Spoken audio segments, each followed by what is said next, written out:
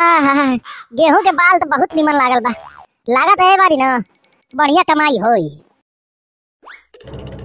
का होता हो बुढ़ऊ? का होता ये खेते में?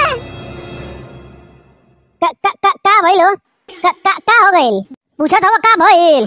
तो से कितना बार कह चुकल बानी हम कि 10 लाख रुपया लेला आई पूरा खेतवा हमार नामे कर दा। समझ में नहीं आवत? ना लिखबा अपन खेत, ना लिखबा। 10 लाख देता नहीं लिख दा हमरा नामे, नहीं तो एको पैसा ना देबा कब्जिया ले। हमरा के तो बेचही के नहीं के त काहे पीछे पड़ल बानी? हम खेत काहे के बेची अपन? हम खुदे खेती करे नहीं तो बेचब काहे? 10 लाख रुपया देता नहीं हम, 10 लाख बेच दा, नहीं तो 54 ना मिली। पहले बतावत नहीं हम पूरा हड़प लेब हम। 10 लाख लेला आ चुपचाप कहीं और खेत खरीद ला। अगर हमरा के बेचहू के रही तो 10 लाख में बेचब। 40 लाख से कम ना मिली, इतना जमीन बा हमरा लगे। आ तो के 10 लाख में लिख दी।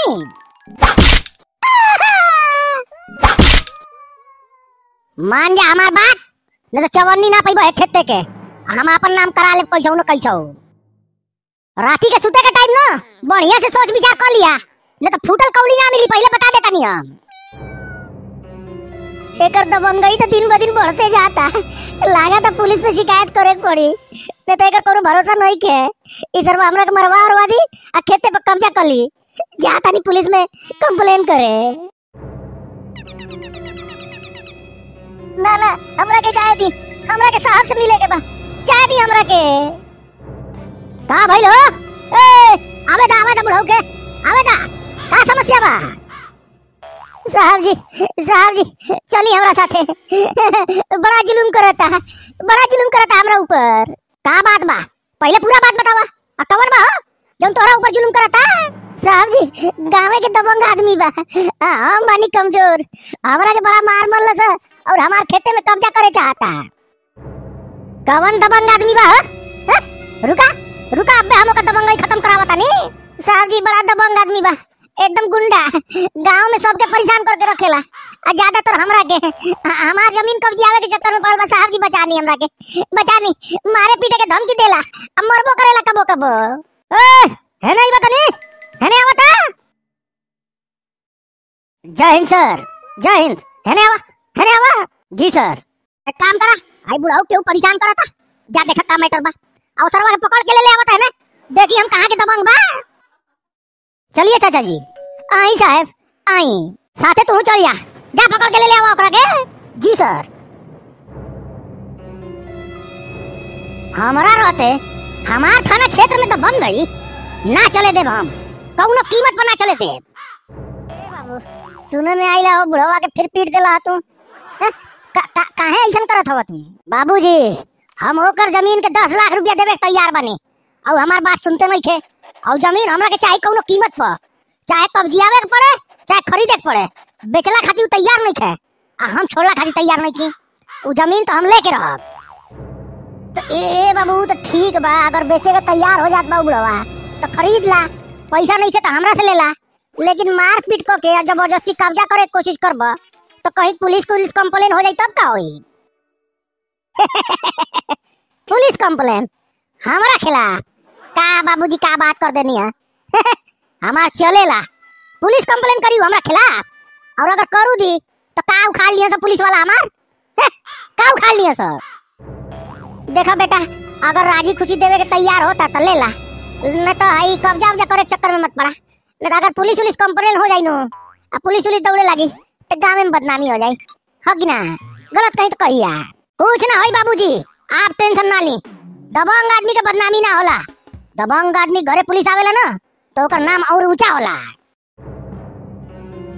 चाचा जी घरे पुलिस आइल बा। देखा बेटा देखा, जौने के डर रहल तौने हो गई। दौड़े लागल ना पुलिस, काहे मार देला बुढ़वा के? ए बेटा ऐसन काम ना कइला हो। बाबूजी पुलिस ना आइल बा तो घबराहट काहे मानी आप? घबराइला कोनो जरूरत नहीं है।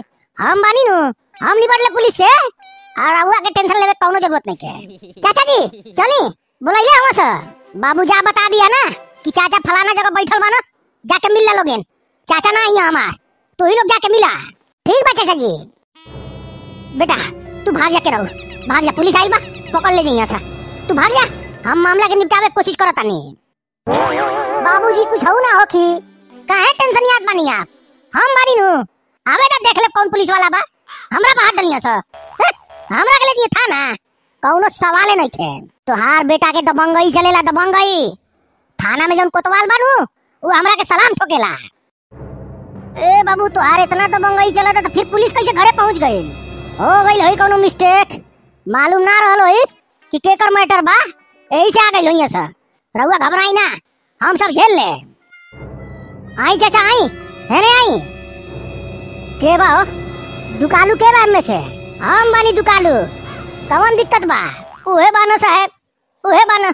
हमरा के मरबो कहीं ना और धमकी देला कि हमरा के 10 लाख में जमीन दे दा, ने देख को कौड़ी ना मिली और जमीनियो हड़प ले। का हैं? तो हर सरकार चलत काहे गांव में? दिमाग खराब भइल बा। केहू के जबरदस्ती जमीन खरीदबा तू? हैं? जब वो बेचे के तैयार नहीं खो तो कैसन धमकी हो? दिमाग खराब बा तोहार। लागत है कि नया आइल बड़ा का, कहीं से ट्रांसफर होके थाना में। चिन्हत नहीं खा हमरा के। दुकालू नाम बा, दुकालू। आ कवन भेजला सा तो के? हैं? कोतवाल साहब ना रहला का थाना में? दुकालू नाम होके चाहे चार कालू नाम होके, दबंगई देखइबा तू। हैं? जमीन हड़पे के धमकी देबो, मरबा पिटबा केहू के। चला थाना चला। ए मैडम तनी दूरे खड़ा होके बात करा, दूरे खड़ा होके बात करा। लागत नु कि कुछ गलत फहमी हो गई बा तो लग के। अभी दुकालू की जानत नहीं को ठीक से। साहब साहब डालीन करा के अंदर ने रही हमरा के मारोड़ दी, हमार जमीन कब्जी आली। कुछ ना हो की चाचा, कुछ ना हो की, टेंशन जल ली।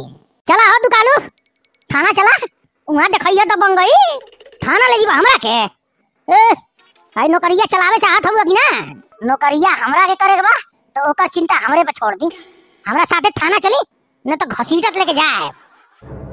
ए कोतवाल साहब हमरा के बहुत निम्न से जाने ला, तो लोग के ना सस्पेंड करा दिया। एक बार हम कह देते।